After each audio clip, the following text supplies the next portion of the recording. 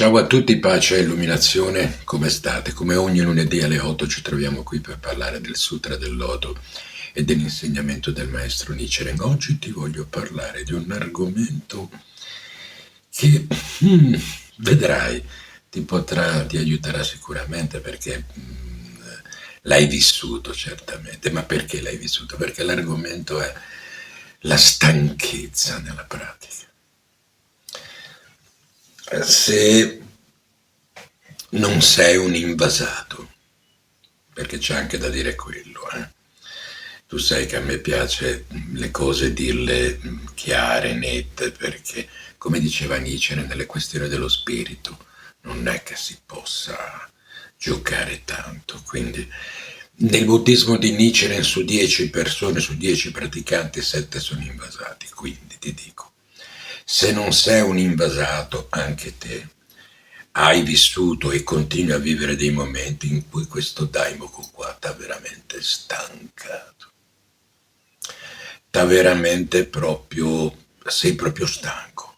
Sei stanco di fare gonghio, sei stanco di fare Daimoku, sei stanco di tutto l'apparato che c'è dietro, sei stanco di non avere quel sorriso stampato in faccia, quel sorriso che traspare da una certa tranquillità interiore che dovresti avere ma che in realtà non hai. Allora tutto questo mette in dubbio tutto. Allora, per, per risolvere questo problema, che credimi è un problema molto importante, è un problema che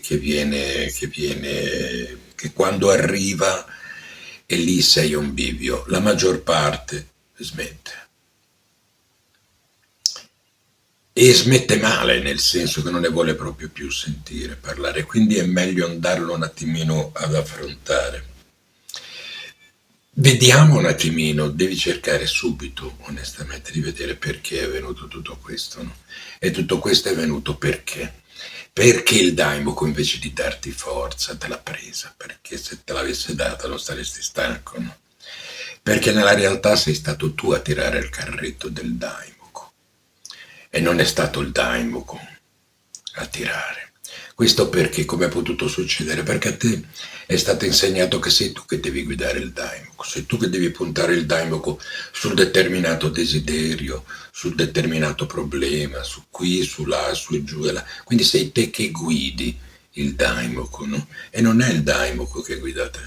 Ma allora, se il Daimoku si facesse guidare da te, ma dove starebbe tutta la sua grandezza? Come ha detto una volta Benigni in televisione, un Dio che si capisce che Dio è, allora è dedica a te.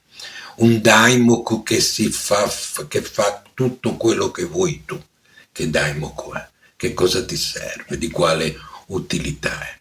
Vedi, questo è la più grande cattiveria che ti è stata fatta, quella di insegnarti questo. E questo ti ha portato e ti porterà sicuramente perché non sei un supereroe, non sei l'omino di ferro, non sei della Marvel. Prima o poi la forza ti mancherà e allora tutto questo castello di carte che hai costruito e hai chiamato pratica o addirittura buddismo crollerà inevitabilmente e tu ti troverai ad aver passato anni, decenni, magari anche, a fare un qualcosa che alla fine non ti ritrovi in mano nulla. Perché poi se tu fai una pratica spirituale nei momenti in cui ne avresti veramente bisogno, perché magari vivi dei momenti brutti, no? Problematici, perché tutti noi li viviamo, in quei momenti lì che avresti bisogno di quel fantomatico aiuto, niente. Devi essere tu a dartelo perché non hai forza, ma però ti viene detto che devi fare delle grandi ore di Daimoku. È come andare dallo psicologo e lo psicologo ti dice sei forte, stai bene, non preoccuparti. Cioè, ti rendi conto che c'è qualcosa che non quadrano. E allora che cosa succede? Bisogna un attimino tornare indietro, ma lì bisogna vedere se hai l'umiltà e anche la forza di farlo, perché per mia esperienza ti dico che la maggior parte di volte che, mettiamola così, che la maggior parte di quelli che mi scrivono, che arrivano a vivere questo problema, alla fine mollano. Alla fine mollano perché hanno tirato per troppi anni. Hanno tirato per troppi anni e sono convinti di aver fatto Daimoku, sono convinti di aver praticato il buddismo, in realtà hanno praticato loro. Sono tanto attaccati al Gonzo, ma in realtà il Gonzo è la loro faccia, è la loro vita, i loro desideri, le loro miserie, perché poi tutti noi cosa pensi? Che la ricchezza sia solo quella con i soldi. No, no, ricrediti perché se la vita se ne accorge, te la fa vedere cos'è la vera ricchezza. Quindi quando tu arrivi in quei momenti lì, in quei momenti lì, e devi cominciare a farti delle domande, perché agli altri insomma puoi raccontare quello che vuoi, no? È un po' come quando ti viene chiesto ciao come stai? Bene, stanno tutti bene e poi siamo tutti lì che prendiamo gli psicofarmaci, no? Ho letto ultimamente un articolo che diceva che in Italia il Lexotan è la medicina più venduta, al punto che quando vai ti dicono quante botticelle ne vuoi? Uno, due, tre? No, quindi fai conto te vedi che c'è qualcosa. Intanto devi cominciare ad essere vero, perché evidentemente la vita in quel momento, se arrivi a quel momento lì, la vita ti sta dicendo non lo sei o non lo sei stato. Vedi, ciò che tu vivi è il riflesso di quello che sei, non di quello che vuoi, non di quello che pensi. Capisci? Di conseguenza è inutile lamentarsi, perché se tu stai vivendo quello che stai vivendo, perché quello è il riflesso di quello che sei. Se non lo vuoi più vivere, devi cambiare quello che sei. Non- ma il cambiare quello che sei non significa avere di più o combattere per questo o combattere per quell'altro. Sei, non hai, capisci? E questa è la grande differenza. Quindi devi decidere, no? Perché ti ripeto, agli altri tu puoi raccontare quello che vuoi, no? Ti incontri con i fantomatici compagni o fratelli di fede e tutto bene, devi far vedere che tu, perché se no ti puntano il dito, e no, tutti pronti a dar consigli, questo, quell'altro, su e giù, no, sbagli qua, no, devi fare quell'altro, tutti sensei, no? Tutto questo devi cominciare a vederlo per quello che è. Tutto questo non ti sta evidentemente facendo bene se sei arrivato a quel punto lì, perché ti ripeto, se ciò che vivi, se la realtà è il riflesso di ciò che sei, ecco che se tu vuoi essere, vuoi stare, vuoi vivere meglio, devi cambiare. Allora lì hai la possibilità di vedere realmente individuare la strada per cambiare. Sono barzellette quelle che ti hanno detto di usare il Daimoku per cambiare la realtà, ma come cambiare la realtà? È la realtà che ti fa vedere come sei, è la realtà che è la vera occasione, è lì che ti parla il gonzo. Se no cosa ti appare? Una piramide di luce e ti dice o ti dà una pedata. Cioè, è attraverso la tua realtà, il tuo vissuto che ti parla il gonzo, no? Quindi non c'è nulla da cambiare. Se tu provi a cambiare quello, innanzitutto non cambi in accidente perché ti ripeto, non sei della Marvel, non sei un supereroe, ma poi ti perdi la possibilità di vedere dove sbagli. Cioè, è semplice, no? Per scopare per terra, quando scopi per terra o pulisci casa, lo sporco lo devi anche un po' vedere, no? Se non lo vedi dici qua ho già pulito. Quindi è normale, hai creduto a delle barzellette, ecco perché stai lì. La colpa di tutto questo è tua. Hai mai sentito parlare del karma? E allora, con chi te la prende? Mi scrivete, io sono uscito dalla Soka Gakkai e sono deluso. Lo capisco, lo capisco. Ma non dovrebbe deluderti la Soka Gakkai. Dovresti essere tu a deluderti.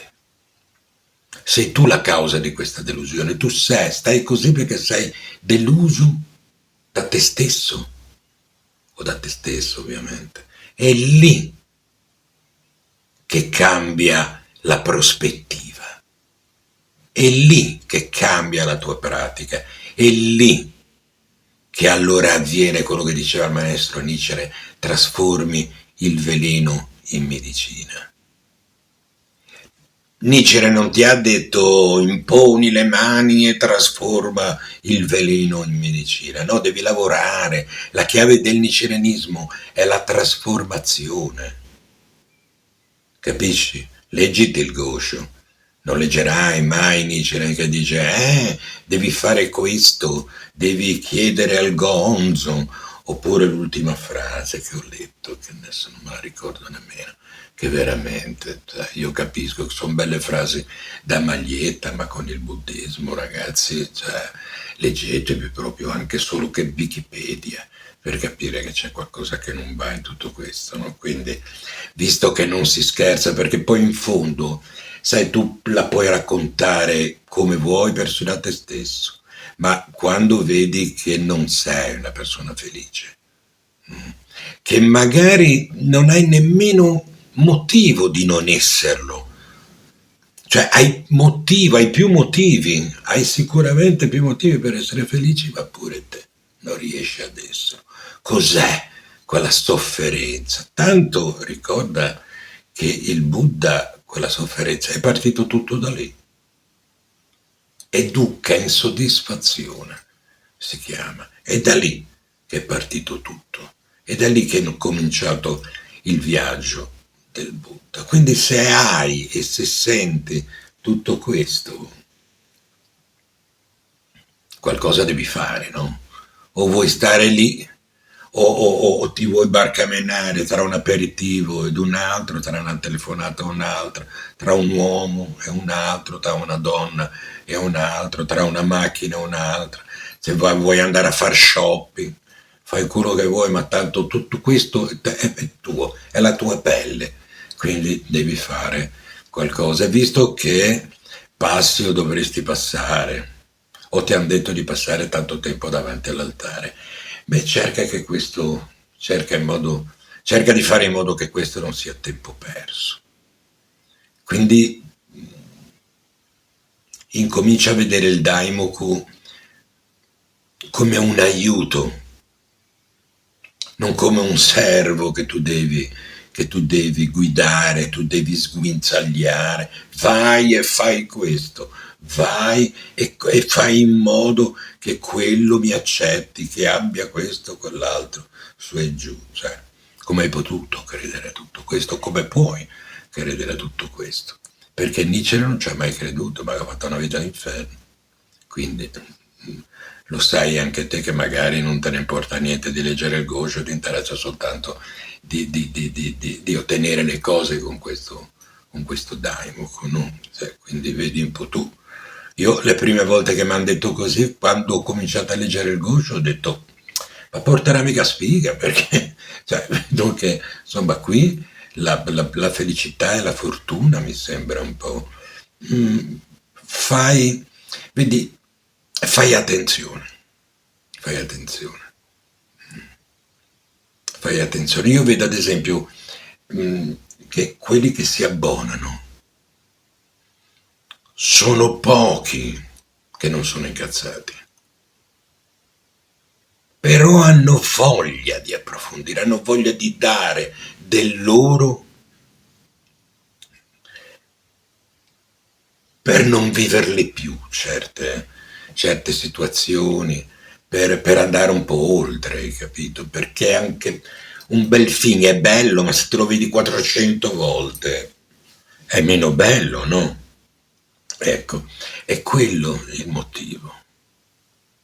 Il fatto, sai, quello dare, non dare, la possibilità di questo, la possibilità, sono tutti alibi che noi ci diamo, guarda, io non lo so, impara a conoscerti, ma ti conoscerai perché insomma io so che chi segue le mie guide non sono bambini, quindi so che sei una persona che ha già il suo vissuto, quindi non ti devo dire niente, hai capito? Se ti dico svegliati, cioè, tu capisci che probabilmente o sono un malato di mente o sono un arrogante e allora farei dell'altro, no? Non starei qua a parlare con te, starei là a far parlare di me. Quindi, cioè, anche qui vedi, fai attenzione, fai attenzione. Ciao, pace e illuminazione, ci vediamo lunedì.